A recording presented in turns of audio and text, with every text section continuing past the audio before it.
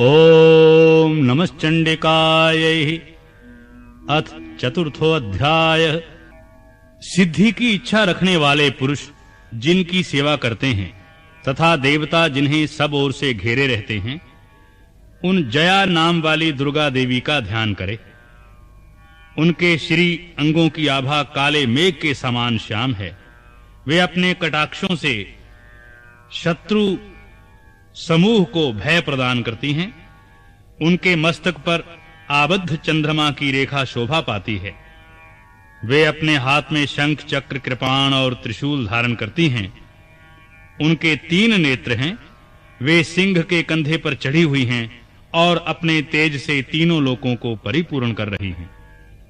ऋषि कहते हैं, अत्यंत पराक्रमी दुरात्मा महिषासुर तथा उसकी दैत्य सेना के देवी के हाथ से मारे जाने पर इंद्र आदि देवता प्रणाम के लिए गर्दन तथा कंधे झुकाकर उन भगवती दुर्गा का उत्तम वचनों द्वारा स्तवन करने लगे। उस समय उनके सुंदर अंगों में अत्यंत हर्ष के कारण रोमांच हो आया था।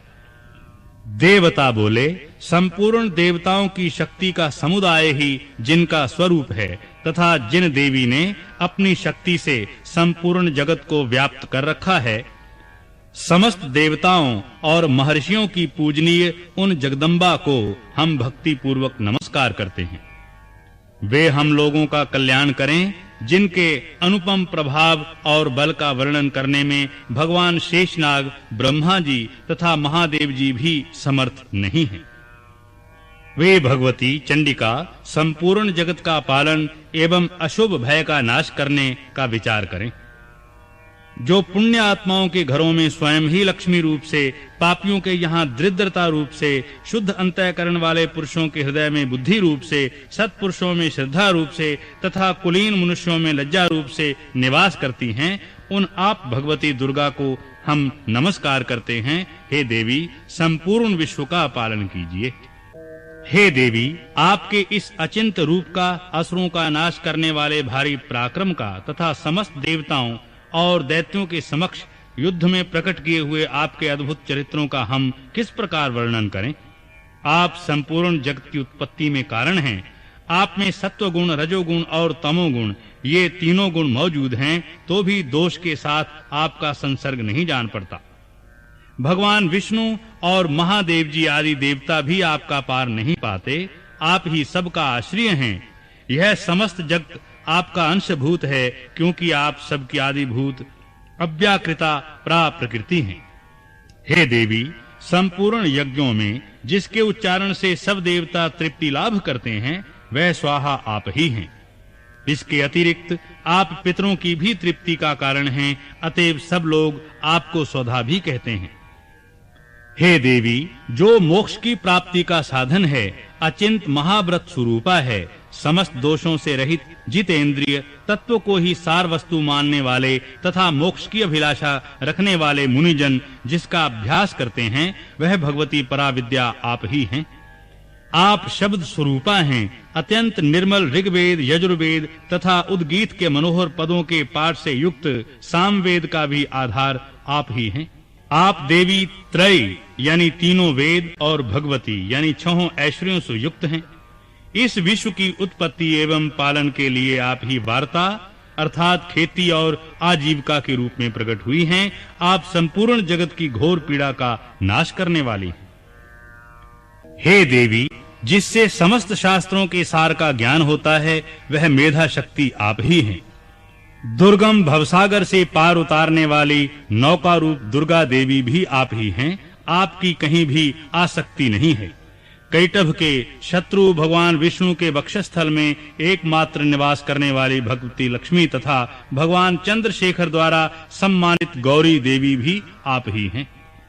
आपका मुख मंद मुस्कान से शोभित, निर्मल, पूर्ण चंद्रमा के बिंब का अनुकरण करने वाला और उत्तम सुवर्ण की मनोहर कांति से कमनीय है। तो भी उसे देखकर महिषासुर को क्रोध हुआ और सहसा उसने उस पर प्रहार कर दिया। यह बड़े आश्चर्य की बात है। हे देवी, वही मुख जब क्रोध से युक्त होने पर उदय काल के चंद्रमा की भांति लाल और तनी हुई भौहों के कारण विकराल हो उठा, तब उसे देखकर जो महिषासुर के प्राण तुरंत नहीं निकल गए, यह उससे भी बढ़कर आश्चर्य की बात है। क्योंकि क्रोध में भरे हुए यमराज को देखकर भला कौन जीवित रह सकता है। हे देवी, आप प्रसन्न हो। परमात्मा स्वरूपा आपके प्रसन्न होने पर जगत का अभ्युदय होता है और क्रोध में भर जाने पर आप तत्काल ही कितने कुलों का सर्वनाश कर डालती हैं। यह बात अभी अनुभव में आई है, क्योंकि महिषासुर की यह विशाल सेना क्षण भर में आपके कोप से नष्ट हो गई। सदा अभ्युदय प्रदान करने वाली आप जिन पर प्रसन्न रहती हैं, वही देश में सम्मानित हैं। उन्हीं को धन और यश की प्राप्ति होती है, उन्हीं का धर्म कभी शिथिल नहीं होता तथा वे ही अपने रिष्ट पुष्ट स्त्री पुत्र और भृत्यों के साथ धन्य माने जाते हैं। हे देवी, आप ही की कृपा से पुण्यात्मा पुरुष प्रतिदिन अत्यंत श्रद्धा पूर्वक सदा सब प्रकार के धर्मानुकूल कर्म करता है और उसके प्रभाव से स्वर्गलोक में जाता है। इसलिए आप तीनों लोकों में निश्चय ही मनोवांछित फल देने वाली हैं। मां दुर्गे, आप स्मरण करने पर सब प्राणियों का भय हर लेती हैं और स्वस्थ पुरुषों द्वारा चिंतन करने पर उन्हें परम कल्याणमयी बुद्धि प्रदान करती हैं। दुख, दरिद्रता और भय हरने वाली देवी, आपके सिवा दूसरी कौन है जिसका चित्त सबका उपकार करने के लिए सदा ही दयार्द्र रहता है। हे देवी, इन राक्षसों के मारने से संसार को सुख मिले तथा ये राक्षस चिरकाल तक नरक में रहने के लिए भले ही पाप करते रहे हों, इस समय संग्राम में मृत्यु को प्राप्त होकर स्वर्गलोक में जाएं। निश्चय ही यही सोचकर आप शत्रुओं का वध करती हैं।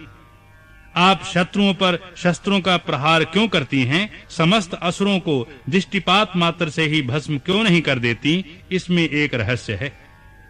ये शत्रु भी हमारे शस्त्रों से पवित्र होकर उत्तम लोकों में जाएं। इस प्रकार उनके प्रति भी आपका विचार अत्यंत उत्तम रहता है। खड्ग के तेज पुंज की भयंकर दीप्ति से तथा आपके त्रिशूल के अग्रभाग की धनीभूत प्रभा से चौंधियाकर जो असुरों की आंखें फट नहीं गईं, उसमें कारण यही था कि वे मनोहर रश्मियों से युक्त चंद्रमा के समान आनंद प्रदान करने वाले आपके इस सुंदर मुख का दर्शन करते थे। हे देवी, आपका शील दुराचारियों के बुरे बर्ताव को दूर करने वाला है। साथ ही यह रूप ऐसा है जो कभी चिंतन में भी नहीं आ सकता और जिसकी कभी दूसरे से तुलना भी नहीं हो सकती, तथा आपका बल और पराक्रम तो उन दैत्यों का भी नाश करने वाला है जो कभी देवताओं के पराक्रम को भी नष्ट कर चुके थे।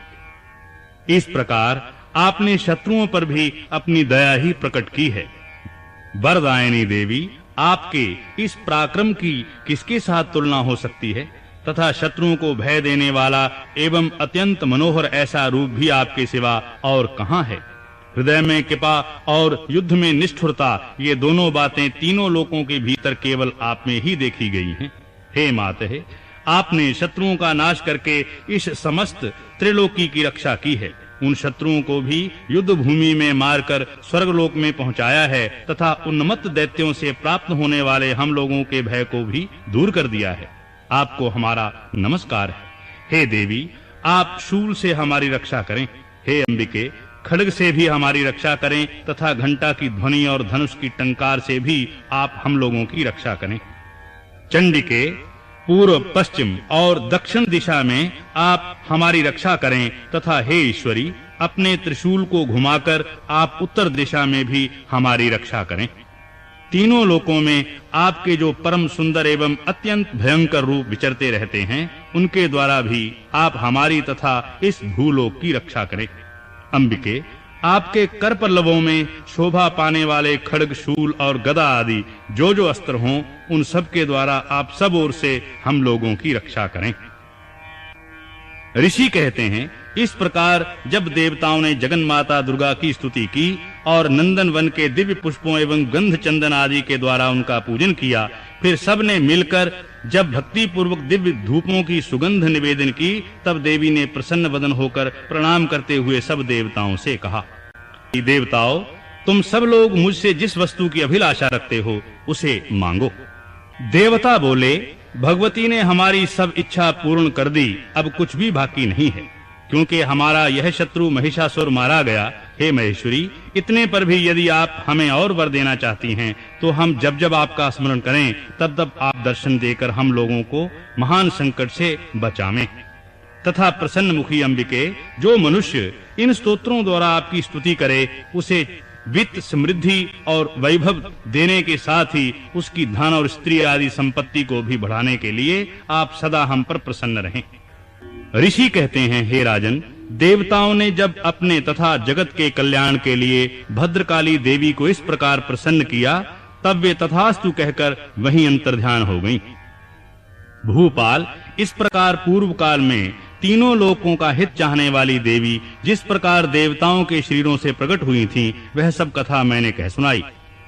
अब पुनः देवताओं का उपकार करने वाली वे देवी दुष्ट दैत्यों तथा शुंभ निशुंभ का वध करने एवं सब लोकों की रक्षा करने के लिए गौरी देवी के शरीर से जिस प्रकार प्रकट हुई थीं, वह सब प्रसंग मेरे मुख से सुनो।